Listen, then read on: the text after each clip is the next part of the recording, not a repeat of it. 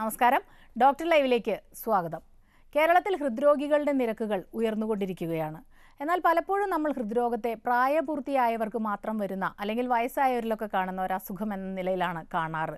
ഇത് കുട്ടികൾക്ക് വരും എന്നുള്ള കാര്യത്തിൽ നമുക്കൊരു സംശയമാണ്. കുട്ടികൾക്ക് ഹൃദ്രോഗമോ?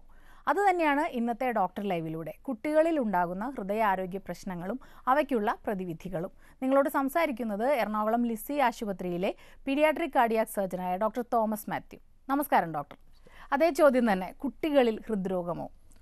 അതെ സ്മിത, പറഞ്ഞ പോലെ തന്നെ പലപ്പോഴും എൻ്റെ കരിയറിൽ പലപ്പോഴും നമ്മൾ പറയുമ്പം കുട്ടികളുടെ ഹൃദ്രോഗം ചികിത്സിക്കുന്ന ഡോക്ടറാണെന്ന് പറയുമ്പോൾ അവർ ചോദിക്കുന്ന ഒരു ചോദ്യമാണ്, കുട്ടികളിലും ഹൃദ്രോഗമോ?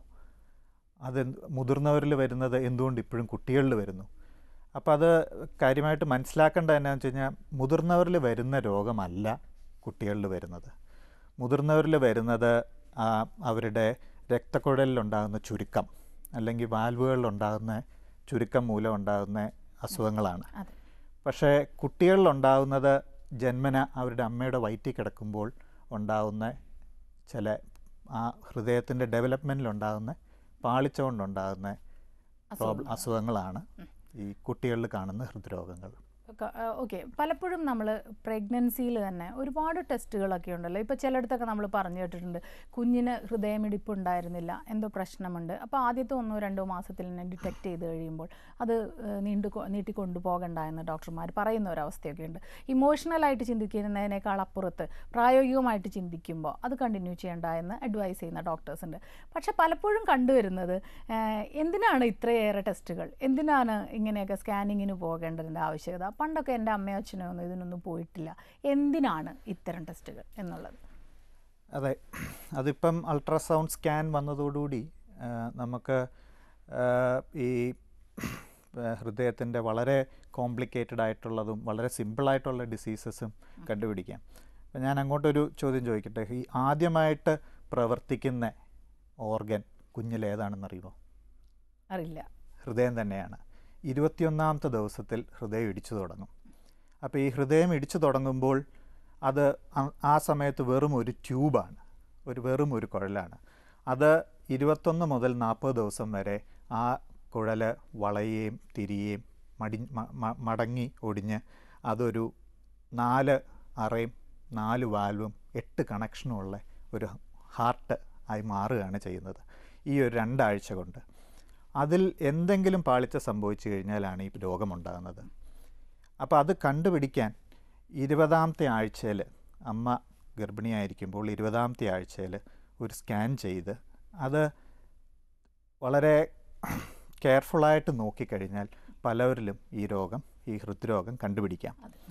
അപ്പം ഹൃദ്രോഗം കണ്ടുപിടിച്ച് കഴിഞ്ഞാൽ നമ്മൾ അപ്പം തന്നെ അത് വേണ്ട എന്ന് വെക്കണോ എന്നുള്ളത് ഒരു വളരെ ഡിഫിക്കൽട്ടായിട്ടുള്ളൊരു ചോദ്യമാണ്. കാരണം ഇതൊരു കൈയില്ല അല്ലെങ്കിൽ വേറെ എന്തെങ്കിലും ഒരു മെയിനായിട്ടൊരു ഓർഗൻ ഇല്ല എന്ന് പറയുന്ന അവസ്ഥയല്ല.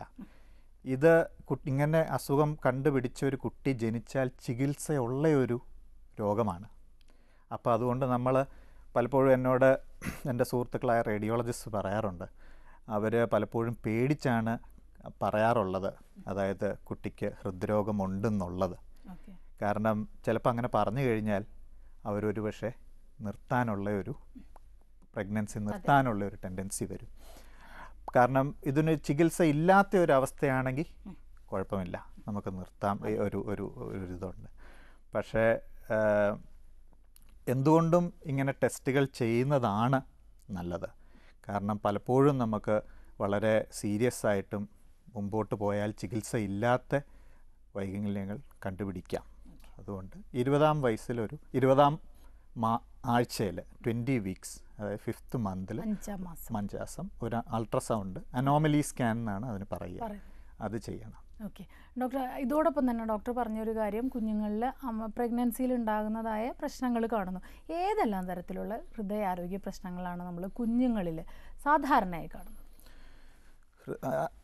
ഈ പറഞ്ഞ പോലെ മുതിർന്നവരിലുണ്ടാവുന്ന പോലെയല്ല, കുഞ്ഞുങ്ങളിൽ ഏകദേശം ഒരു 120ഓളം ടൈപ്പ് അസുഖങ്ങളുണ്ട് ഹൃദയത്തിനെ മാത്രം ബാധിക്കുന്നത്. ഈ പറയുന്ന പോലെ, ഞാൻ പറഞ്ഞ പോലെ നാല് അറകളും 4 വാൽവും 8 കണക്ഷനുമാണ്. അതിൽ ഏതൊക്കെ രീതിയിൽ വേണേലും അങ്ങോട്ടും ഇങ്ങോട്ടും തിരിഞ്ഞിരിക്കാം. അത് ബേസിക്കലി ഞങ്ങളെപ്പോഴും പറയും അതൊരു പ്ലംബിംഗ് പ്രോബ്ലമാണ്. അതായത് പൈപ്പ് അങ്ങോട്ടും ഇങ്ങോട്ടും തെറ്റിച്ച് കണക്ട് ചെയ്യുക, ഇല്ലാത്തടത്ത് ഹോള് വരിക, ഒരു ഭിത്തി വരേണ്ടടത്ത് ഭിത്തി വരാതിരിക്കുക, ഇതൊക്കെയാണ്. അപ്പം കൂടുതലായിട്ടും കാണുന്നത് 2 തരമാണ്. ഒന്ന് നീലനിറം കൂടിയ അസുഖം, അതായത് കുട്ടിയുടെ ശരീരത്തേക്ക് അശുദ്ധ രക്തം കയറി കുട്ടിക്ക് നീല നിറം വരും. അപ്പം അങ്ങനെ കാണുമ്പോൾ കുട്ടികളുടെ ചുണ്ടിൽ നീല നിറം അങ്ങനെയൊക്കെ കാണുന്നത് അതിനെ പറയുന്ന സൈനോട്ടിക് ഹാർട്ട് ഡിസീസ് എന്നാണ് പറയുന്നത്. അതാണ് ഒരു ഗ്രൂപ്പ്. മറ്റൊരു ഗ്രൂപ്പ് എന്ന് വെച്ച് കഴിഞ്ഞാൽ ഹൃദയത്തിൽ ഹോള് അല്ലെങ്കിൽ മെയിൻ രക്തക്കുഴലുകളിൽ ചുരുക്കം, ഇതൊക്കെയാണ്. അപ്പോൾ ഇതാണ് 2 major group of diseases. Doctor, നമ്മുടെ ഒരു കോളർ വെയിറ്റ് ചെയ്യുന്നുണ്ട്. ഓക്കെ. ഹലോ. ഹലോ, നമസ്കാരം. ഡോക്ടറോട് സംസാരിച്ചോളൂ. ഹലോ. അതെ, നിലവിൽ ഹൃദ്രോഗം ഉണ്ടായിരുന്ന ഒരാളാണെന്നുണ്ടെങ്കിൽ ആള് ബൈപ്പാസ് ശസ്ത്രക്രിയ കഴിഞ്ഞതാണ്.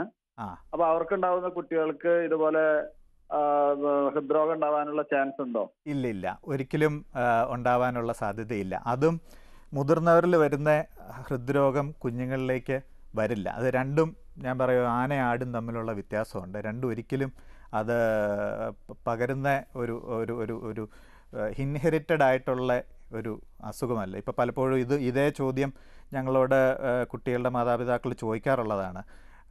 അതായത് കുട്ടിയുടെ അച്ഛൻ്റെ ചേട്ടൻ ഒരു ഹൃദ്രോഗം ഉണ്ടായി മരിച്ചിട്ടുണ്ട്, അതുകൊണ്ടാണോ ഇത് സംഭവിച്ചത്? അതുകൊണ്ടൊന്നുമല്ല. 90% കുട്ടികളിലും ഈ അസുഖം എന്തുകൊണ്ടാണ് ഉണ്ടാകുന്നതെന്ന് നമുക്ക് തികച്ചും അറിയത്തില്ല. 10% പേരിലെ നമുക്ക് ശരാശരി ചില കാര്യങ്ങൾ ഇന്നതൊക്കെ കൊണ്ടാണെന്ന് നമുക്ക് പറയാൻ പറ്റത്തുള്ളൂ.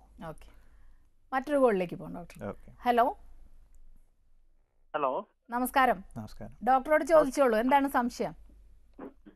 സാർ, എനിക്ക് ചോദിക്കാന്ന് വെച്ച് കഴിഞ്ഞാല് ഈ കുട്ടികളിൽ മാത്രമല്ല പൊതുവെ ഈ ഹൃദ്രോഗം അവോയ്ഡ് ആക്കാൻ വേണ്ടി എന്തൊക്കെ പ്രിക്കോഷൻസ് ആണ് നമ്മൾ എടുക്കേണ്ടത്? മുതിർന്നവരിലെ പ്രിക്കോഷൻസ് ജീവിതശൈലികളാണ്. അതായത് ഫുഡ് ഹാബിറ്റ്സ്, ഭക്ഷണക്രമം, എക്സസൈസ്, പുകവലി, ഇങ്ങനത്തെ കാര്യങ്ങളാണ് കൂടുതലും മുതിർന്നവരിൽ ശ്രദ്ധിക്കേണ്ടത്. കുഞ്ഞുങ്ങളിൽ നമുക്ക് പ്രത്യേകിച്ച് ഒന്നും തന്നെ ഒരു പ്രതിരോധം എന്നുള്ള രീതിയിൽ ചെയ്യാനില്ല. നമുക്ക് ചെയ്യാനുള്ളത് ഒന്ന് നമ്മൾ നേരത്തെ പറഞ്ഞ പോലെ ഒരു സ്കാൻ ചെയ്യുക, 5-ാം മാസം ഒരു സ്കാൻ ചെയ്യുക, കണ്ടുപിടിക്കുക. റുബെല്ല എന്ന് പറയുന്ന ഒരു അസുഖമുണ്ട്, റുബെല്ല. അത് പ്രഗ്നൻസി ടൈമിൽ വന്നു കഴിഞ്ഞാൽ ഈ അംഗവൈകല്യം, ഈ ഹൃദയത്തിന് പ്രോബ്ലം ഉണ്ട്. അപ്പോൾ അങ്ങനെ വാക്സിനേഷൻ എടുക്കണം. പിന്നെ കുഞ്ഞുങ്ങളുടെ അമ്മയ്ക്ക് ഡയബറ്റിസ് ഉണ്ടെങ്കിൽ അത് കറക്റ്റായിട്ട് ചികിത്സിച്ചിരിക്കണം. ഇപ്പം വളരെയധികം ശ്രദ്ധയിൽപ്പെട്ട് വരുന്ന ഒരു വളരെ ഇമ്പോർട്ടൻ്റ് ആയിട്ടുള്ളൊരു കാര്യമാണ് ഗർഭകാലത്തിന് മുമ്പ് ഉള്ള ന്യൂട്രിഷൻ. നമ്മൾ പൊതുവേ എന്നാന്ന് വെച്ച് കഴിഞ്ഞാൽ ഒരു സ്ത്രീ ഗർഭിണി ആയിക്കഴിഞ്ഞാണ് മുഴുവൻ ശുശ്രൂഷയും ചെയ്യുന്നത്. അത് മാത്രമല്ലാതെ ഗർഭിണിയാകുന്നതിന് മുമ്പ് മാസങ്ങൾ മുമ്പേ തന്നെ നല്ല പോഷകാഹാരവും നല്ല കറക്റ്റായിട്ടുള്ള മരുന്നും കഴിച്ച്, മരുന്നല്ല വൈറ്റമിൻ സപ്ലിമെൻറ്റ്സ് അങ്ങനത്തെ പോലെ, അല്ലെങ്കിൽ ബേസിക്കലി നല്ല ആഹാരം കഴിച്ച് പ്രീ കൺസെപ്ഷൻ ന്യൂട്രിഷൻ എന്നാണ് ഇപ്പോഴത്തെ ഇതൊക്കെ കുറയ്ക്കും എന്നാണ് നമ്മൾ ഇപ്പം വിശ്വസിച്ച് വരുന്നത്. പക്ഷെ എന്നാലും ഹൃദ്രോഗത്തിന് 90% കേസ് കുട്ടികൾക്കുണ്ടാകുന്ന ഹൃദ്രോഗത്തിലും നമുക്ക് മുൻകരുതലുകളൊന്നും പറയാൻ പറ്റില്ല. അടുത്തൊരു കോളിലേക്ക് പോകാം doctor. Hello. Hello, doctor live ആണ്, ചോദിച്ചോളൂ. ഓക്കെ. ഡോക്ടർ നമസ്കാരം. നമസ്കാരം. എന്റെ മോന് ജന്മന തന്നെ ഹാർട്ടിന് എക്കോ പ്രോബ്ലം ഉണ്ടായിരുന്നു. പറഞ്ഞോളൂ. അപ്പൊ ഞങ്ങള് സ്കാൻ ചെയ്തിട്ട് ഞാൻ പറഞ്ഞു ഹാർട്ടിന് 2 ഹോൾസ് ഉണ്ടെന്ന് പറഞ്ഞു. അതിനുശേഷം 1 വയസ്സാകുമ്പോ ആദ്യം ചെയ്തു. അപ്പൊ പറഞ്ഞു അപ്പൊ അതുപോലെ തന്നെ ഉണ്ടെന്ന് പറഞ്ഞു. പിന്നെ 3ാമത്തെ വയസ്സിൽ ചെയ്തു. ഇപ്പൊ 4 വയസ്സായി. അപ്പൊ 1 ഹോൾസ് മൊത്തമായിട്ട് അടഞ്ഞു എന്ന് പറഞ്ഞു. മറ്റത് പിന്നെ 1 വർഷം കൂടെ കഴിഞ്ഞിട്ട് നമുക്ക് ഒന്നും കൂടെ സ്കാൻ ചെയ്ത് നോക്കാം, അപ്പൊ അടയുന്നുണ്ടോ ഇല്ലയോ എന്ന് പറയാന്ന് പറഞ്ഞു ഡോക്ടർ. അപ്പൊ അത് നമുക്കത്ര ടെൻഷൻ ഉണ്ട് ഡോക്ടർ. അപ്പൊ എന്താണ് അതിനൊരു? അതെ, ഈ കുട്ടികളിലുണ്ടാകുന്ന ഹൃദ്രോഗങ്ങളുടെ ഒരു പ്രത്യേകത തന്നെ അതാണ്. നമ്മൾ ഒരൊറ്റയടിക്ക് ചികിത്സിച്ച് പ്രശ്നങ്ങൾ തീർക്കുന്നത് ഒരു 75% പിള്ളേരിലേ ഉള്ളൂ. അത് ഒരു യാഥാർത്ഥ്യമാണ്, അത് സത്യമാണ്. അത് എല്ലാ കുഞ്ഞുങ്ങൾക്കും ഒരൊറ്റ ഓപ്പറേഷനോടുകൂടി അസുഖം മാറി ഇനി കുഴപ്പമില്ല എന്ന് പറയാൻ പറ്റത്തില്ല. ചില കുട്ടികൾക്ക് ഘട്ടം ഘട്ടമായിട്ട് ചെയ്യേണ്ട ഓപ്പറേഷനാണ്. ചില കുട്ടികൾക്ക് ആദ്യത്തെ ഒരു മാസത്തിൽ ചെയ്യണം, പിന്നെ അത് 4 മാസത്തിൽ വേറെ 2ാം ഘട്ട ഓപ്പറേഷൻ ചെയ്യണം, 3ാം ഘട്ട ഓപ്പറേഷൻ 4 വയസ്സിൽ ചെയ്യണം. അങ്ങനെ ചില രോഗങ്ങളുണ്ട്. ചില രോഗങ്ങൾ നമ്മൾ ചെറുപ്പത്തിലെ തന്നെ ഒറ്റയടിക്ക് തീരെ പൊടി കുഞ്ഞായിരിക്കുമ്പോഴാണ് ചിലപ്പം നമ്മൾ ആദ്യത്തെ സർജറിയൊക്കെ ചെയ്യുന്നത്. ചിലപ്പോൾ നമ്മൾ 3 ദിവസം 4 ദിവസം പ്രായമുള്ളപ്പോഴൊക്കെ ആയിരിക്കും ആദ്യത്തെ സർജറി ചെയ്യുന്നത്. ആ സർജറിയുടെ സമയത്ത് വളരെ കോംപ്ലിക്കേറ്റഡ് ആയിട്ടുള്ള സർജറി പലപ്പോഴും ചെയ്യാൻ പറ്റത്തില്ല. അപ്പോൾ ഒരു താൽക്കാലികമായിട്ടുള്ള ഒരു സർജറി ചെയ്ത് നമ്മൾ കുട്ടിക്കൊരു തൂക്കവും ഒരു പ്രായവും ആവുന്നോടം വരെ നമ്മൾ നീട്ടിവെക്കും. അപ്പോൾ ഒരുപക്ഷെ അതുപോലത്തെ ഒരു രോഗമായിരിക്കാം. അപ്പോൾ 2 ഹോളും ഒരുമിച്ച് അടയ്ക്കാൻ പറ്റാത്ത ഒരു അവസ്ഥയായിരിക്കാം. അപ്പോൾ അതുകൊണ്ട് ഒരു ഹോൾ അടച്ച് കാലക്രമേണ കുട്ടി കുറച്ച് വെയിറ്റൊക്കെ തൂക്കമൊക്കെ വെച്ച് വലുതായി കഴിയുമ്പോഴത്തേക്കും ഒരുപക്ഷെ 2ാമത്തെ സർജറി ചെയ്യാം. ഇപ്പം കുട്ടികളുടെ ഹൃദ്രോഗത്തിൽ 2ഉം 3ഉം തവണ സർജറി ചെയ്യുന്നത് അതൊരു ഒരു വളരെ കോംപ്ലിക്കേറ്റഡ് ആയിട്ടുള്ള സിറ്റുവേഷൻ അല്ല. നമ്മൾ വളരെ കോൺഫിഡൻ്റ് ആണ് ആ കാര്യത്തിൽ. ഒരു 2ാമത്തെ അത് കുട്ടികളുടെ നല്ലതിന് വേണ്ടി തന്നെയാണ് അങ്ങനെ മാറ്റിയിരിക്കുന്നത് അല്ലേ? ഡോക്ടർ, നമുക്കൊരു ഇടവേളയ്ക്ക് ശേഷം തിരികെ വരാം. ഡോക്ടർ ലൈവിൽ ഒരു ഇടവേള.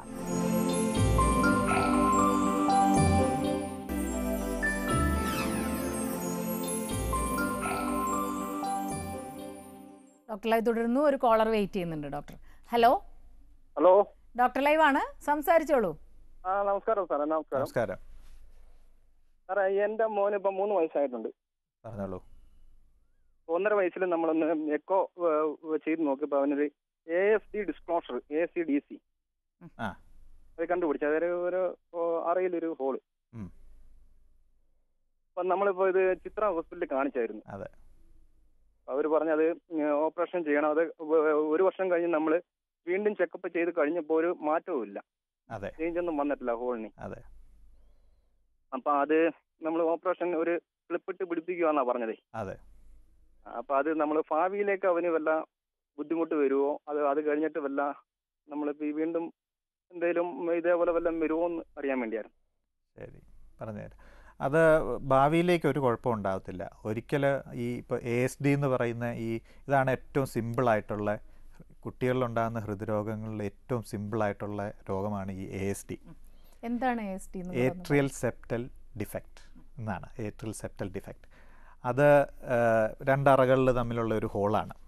മുകളിലത്തെ 2 അറകളുണ്ട് ഹൃദയത്തിൻ്റെ, അതിൽ തമ്മിലുള്ള ഹോളാണ്. അത് ക്ലോസ് ചെയ്ത് കഴിഞ്ഞാൽ പിന്നെ കുട്ടിക്ക് ഭാവിയിൽ ഒരു ബുദ്ധിമുട്ടും ഉണ്ടാകത്തില്ല. ഒരു അബ്സല്യൂട്ട്ലി നോർമൽ കുട്ടിയായിട്ട് ജീവിച്ചു പോയിക്കോളും. അതാണ് നമ്മൾ ഡിവൈസ് ക്ലോസ് ചെയ്യാമെന്ന് പറഞ്ഞത്. അതാണ് ASD-DC എന്ന് പറഞ്ഞാൽ ഡിവൈസ് ക്ലോഷർ എന്നാണ് ഉദ്ദേശിക്കുന്നത്. അപ്പം നമ്മൾ പിക്ചർ കണ്ടാൽ ഡിവൈസ് ഇട്ട് ഇത് അല്ല, ഇത് നമ്മുടെ കുട്ടികളുടെ നമ്മുടെ ICUലാണ്. അപ്പം ഡിവൈസ് ഇട്ട് ക്ലോസ് ചെയ്യാവുന്നതാണ്. അതായത് ചില ഹൃദ്രോഗങ്ങൾ ഇതൊരു ഡേഞ്ചറസ് സിറ്റുവേഷൻ ആണ്. കാരണം എന്താണെന്ന് വെച്ച് കഴിഞ്ഞാൽ ചിലപ്പോൾ നമ്മളിങ്ങനെ പറയും കുട്ടിക്ക് ഒരു ഹോളുണ്ട്, അത് തൽക്കാലം ഒന്ന് വെയിറ്റ് ചെയ്യുക, ചിലപ്പോൾ തന്നെ അടഞ്ഞു പൊയ്ക്കോളാം എന്ന് പറയും. എന്നിട്ട് പലവരും എന്ത് ചെയ്യും എന്ന് വെച്ച് കഴിഞ്ഞാൽ അത് ഫോളോ അപ്പ് ചെയ്യത്തില്ല. നമ്മൾ പറയും പൊതുവെ 6 മാസം കൂടി എക്കോ ചെയ്ത് അത് അടഞ്ഞോ എന്ന് നമുക്ക് കൺഫേം ചെയ്യണം എന്ന് പറയും. പക്ഷെ എന്നാലും പലവരും അത് കൺഫേം ചെയ്ത് ഫോളോ അപ്പ് ചെയ്യത്തില്ല. പലപ്പോഴും ഇങ്ങനെ കുട്ടികൾ 5 വയസ്സാവുമ്പം ഈ ഹോള് അടയാതെ കൊണ്ടുവന്ന് നമ്മൾ നോക്കുമ്പോഴായിരിക്കും ആ സമയത്തിന് സർജറി ചെയ്യാൻ പറ്റാത്ത ഒരവസ്ഥയിലേക്കായിരിക്കും മാറുന്നത്. അപ്പോൾ നമ്മളെപ്പോഴും പറയും, ജസ്റ്റിസ് കൃഷ്ണയ്യർ പറഞ്ഞ പോലെ പുള്ളിയാരും പറഞ്ഞിരുന്നു, justice delayed is justice denied എന്ന്. അതുപോലെ തന്നെയാണ് ഈ കുട്ടികൾക്കും. Surgery delayed is surgery denied. അപ്പോൾ കറക്റ്റ് ടൈമിൽ ചെയ്തില്ലെങ്കിൽ ഈ കുട്ടികൾക്ക് ബെനിഫിറ്റ് ഉണ്ടാവില്ല. ഇവിടെ പലപ്പോഴും സംഭവിക്കുന്നത് ചില കുട്ടികളുടെ കാര്യത്തിൽ ഇത് തനിയെ അടഞ്ഞു പോയിക്കോളും എന്ന് ഡോക്ടേഴ്സ് പറയുകയുണ്ടാവും. അപ്പോൾ സ്വാഭാവികമായിട്ട് അതങ്ങനെ സംഭവിക്കും. അതാണ് ഏറ്റവും താല്പര്യം. അതെ, അപ്പം നമ്മൾ കേട്ടിട്ടുള്ളത് ഇങ്ങനെ ആയതുകൊണ്ടും ഇപ്പോൾ അസുഖമുണ്ട് എന്നുള്ളതും സർജറി എന്നുള്ളതൊക്കെ ഒരു ഭയമായതുകൊണ്ടും ഫോളോ അപ്പ് ചെയ്യാതെ നമ്മൾ ഈ കണ്ണടച്ചിരുട്ടാക്കുന്നത് പോലെ അത് അടഞ്ഞു പോയിട്ടുണ്ടാകും. അത് എത്രത്തോളം ഡേഞ്ചറസ് ആണെന്നുള്ളതാണ് ഇവിടുത്തെ. അതെ, അതൊരു കെണിയിൽപ്പെട്ട ഒരു സംഭവമാണ്. അത് നമ്മൾ കറക്റ്റായിട്ട് ഫോളോ അപ്പ് ചെയ്താൽ മാത്രം മതി. അങ്ങനെ പറയുന്ന രോഗങ്ങൾ നമ്മൾ ഫോളോ അപ്പ് ചെയ്യണം. ഒരു എക്കോ 6 മാസം കൂടുമ്പം ചെയ്യേണ്ടത് വളരെ കമ്പൽസറി ആണ്. ഇങ്ങനെ പറഞ്ഞ് ആൾക്കാർക്ക് ഇത് ആക്ച്വലി ചുരുക്കം ചില രോഗങ്ങളേ ഉള്ളൂ ഇങ്ങനത്തെ ഒരു ഗ്രൂപ്പ്. ഒരു ജന്മനാ ഉണ്ടാകുന്ന, ശരിക്കും പറഞ്ഞാൽ ഈ കുട്ടികളിലുണ്ടാകുന്ന രോഗം ആണ് ഏറ്റവും കോമൺ ആയിട്ടുള്ള കൺജനൈറ്റൽ ഡിസീസ്. 100 കുട്ടികളുണ്ടാകുമ്പം അതിലൊരു കുട്ടിക്ക് ഹാർട്ട് പ്രോബ്ലം ഉണ്ട്. അത്രയും കോമണാണ്. അപ്പോൾ കേരളത്തിൽ ഏകദേശം 4000 കുട്ടികൾ ഒരു വർഷം ഈ ഹാർട്ട് പ്രോബ്ലം ആയിട്ട് ജനിക്കുന്നുണ്ട്. അതിൽ ചെറിയൊരു ഗ്രൂപ്പ് മാത്രമേ ഉള്ളൂ ശരിക്കും പറഞ്ഞാൽ തനിയെ ഹീൽ ചെയ്യുന്ന ഒരു ഗ്രൂപ്പ്. ആ ഗ്രൂപ്പിനെ ഏറ്റവും പ്രധാനപ്പെട്ടത് എന്നാന്ന് വെച്ച് കഴിഞ്ഞാൽ ഇടവിട്ട് എക്കോ ചെയ്ത് ഇത് അടഞ്ഞു അല്ലെങ്കിൽ ഈ പ്രോബ്ലം കറക്റ്റായി എന്നുള്ളത് സ്ഥിരീകരിക്കണം. ഇല്ലെങ്കിൽ പലപ്പോഴും കാണുന്നത് വളരെ മോശം അവസ്ഥയിലായിട്ടായിരിക്കും വരുന്നത്. ഇതിൻ്റെ മറ്റൊരു കാര്യം എന്നാന്ന് വെച്ച് കഴിഞ്ഞാൽ മരുന്ന്, അല്ലെങ്കിൽ കഷായം, കുഴമ്പ്, പ്രാർത്ഥന ഇതിലൊന്നും അടയാറില്ല. അല്ലെങ്കിൽ ഈ പ്രോബ്ലംസ് ഇത് മെക്കാനിക്കലായിട്ടുള്ള ഒരു പ്രോബ്ലം. ചില ആളുകളൊക്കെ സുഹൃത്തുക്കൾ പറഞ്ഞു, അതെ. മറ്റ് ഇതിലോട്ട് എതിർപ്പില്ലാത്ത വ്യക്തിയാണ്, പക്ഷെ എന്ന് പറഞ്ഞ് നല്ലതാണ്, ചികിത്സയും വേണം. അത് തന്നെ ഉറപ്പായിട്ടും. അപ്പം ഇത് ശ്രദ്ധിച്ച് കറക്റ്റ് സമയത്ത് സർജറി ചെയ്താൽ 75-80% കുട്ടികളിലും കംപ്ലീറ്റ് ആയിട്ട് ക്യൂർ നേടാൻ പറ്റുന്ന ഒരു ഗ്രൂപ്പാണ്. അപ്പം കുട്ടികൾ നോർമൽ കുട്ടികളായിട്ട് ജനിച്ച് വളരുകയും ചെയ്യാം. അത് തന്നെയാണ് ഞങ്ങളുടെ പ്രൊഫഷനിൽ ഏറ്റവും ഒരു സന്തോഷമുള്ള ഒരു കാര്യം. ഡോക്ടർ, നമുക്ക് മറ്റൊരു ഇടവേളയ്ക്ക് ശേഷം തിരികെ വരാം. ഡോക്ടർ ലൈവിൽ ഒരു ഇടവേള കൂടി.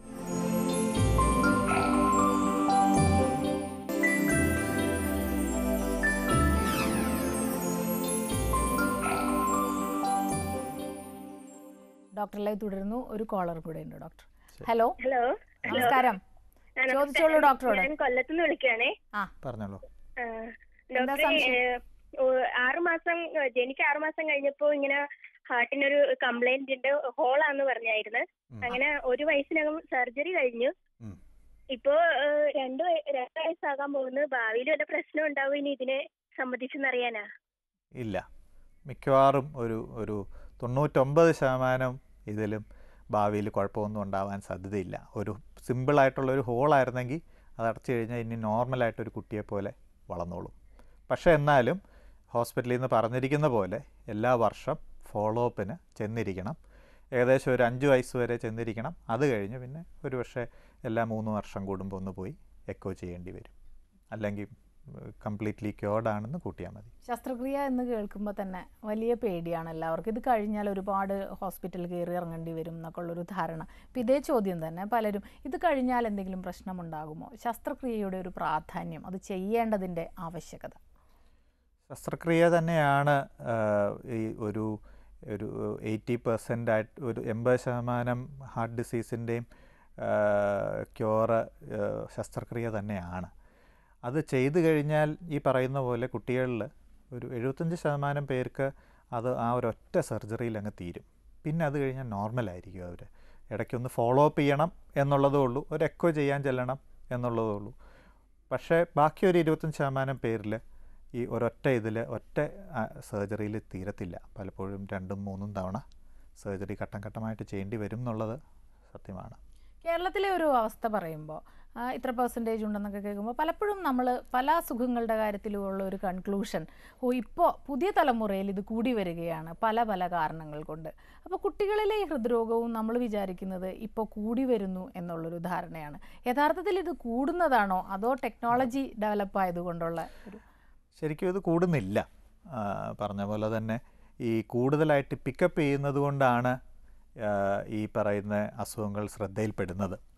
ഇപ്പോൾ കേരളത്തിലെ പ്രത്യേകത എന്താണെന്ന് വെച്ച് കഴിഞ്ഞാൽ മറ്റ് രോഗങ്ങൾ കുട്ടികളിൽ വളരെയധികം കുറഞ്ഞു. പകർച്ചവ്യാധികൾ, മറ്റ് ഈ വയറ്റിളക്കം, ജലദോഷം, ന്യൂമോണിയ അങ്ങനത്തെ പ്രോബ്ലംസ് കുറഞ്ഞ് കുട്ടികളുടെ 1 വയസ്സിൽ താഴെയുള്ള കുട്ടികളുടെ മരിക്കുന്നവരുടെ എണ്ണം മറ്റ് കാരണങ്ങളാൽ വളരെയധികം കുറഞ്ഞു. ഇപ്പം വൺ ഓഫ് ദി ഒരു കൂടുതലും കണ്ടുവരുന്നത്, ബാക്കിയുള്ളത് കുറഞ്ഞപ്പം ഈ പറയുന്ന ഹൃദ്രോഗമൊക്കെ മുൻപന്തിയിലേക്ക് വന്നു. അതാണ് നമ്മൾ പലപ്പോഴും നമ്മുടെ ശ്രദ്ധയിൽ ഇത് പെടുന്നത്. അതാണ് ഒരു പ്രധാനപ്പെട്ട കാര്യം. ഡോക്ടർ, നമ്മൾ ചോദിക്കാൻ വിട്ടുപോയ ഒരു കാര്യം, ഇപ്പോൾ മുതിർന്നവരിൽ ഹൃദ്രോഗമുണ്ടെങ്കിൽ പല ടെസ്റ്റുകൾ, ECG, ആൻജിയോഗ്രാം ഉണ്ട്, അല്ലെങ്കിൽ എക്കോ കാർഡിയോഗ്രാം ഉണ്ട്, ട്രെഡ്മില്ലുണ്ട്. കുട്ടികളിൽ ഇതെങ്ങനെയാണ്? കുട്ടികളിൽ മെയിനായിട്ട് എക്കോ കാർഡിയോഗ്രാമാണ്. എക്കോ എന്ന് പറഞ്ഞു കഴിഞ്ഞാൽ നമ്മുടെ ഒരു അൾട്രാസൗണ്ടിൻ്റെ ഒരു കൂടിയ വേർഷനാണ്. അത് ഹാർട്ടിൻ്റെ ബീറ്റിങ്, ഹാർട്ടിൻ്റെ അകത്തൂടെ രക്തത്തിൻ്റെ ഒഴുക്ക് ഒക്കെ നമുക്ക് സ്ക്രീനിൽ കാണാൻ പറ്റുന്ന ഒരു ടെസ്റ്റാണ് എക്കോ കാർഡിയോഗ്രാം. പിന്നെ രണ്ടാമത് ആൻജിയോഗ്രാഫി, പിന്നെ നമ്മളിപ്പോൾ കൂടുതലായിട്ട് CT സ്കാനും MRIയും യൂസ് ചെയ്തു വരുന്നു. ഇതൊക്കെയാണ് നമ്മുടെ 4 മെയിൻ ടെസ്റ്റുകൾ കുട്ടികളിൽ ഹൃദ്രോഗം കണ്ടുപിടിക്കാനും അത് ഫോളോ അപ്പ് ചെയ്യാനും. അതാണ് ഏറ്റവും പ്രധാനപ്പെട്ടത്. ഡോക്ടർ, നമ്മുടെ ഇന്നത്തെ ഡോക്ടർ ലൈവിൻ്റെ സമയോട് അവസാനിച്ചിരിക്കുകയാണ്. വളരെയധികം നന്ദി ഞങ്ങളോട് സഹകരിച്ചതിന്. ഡോക്ടർ ലൈവിൻ്റെ ഈ അധ്യായം ഇവിടെ അവസാനിക്കുന്നു. നമസ്കാരം.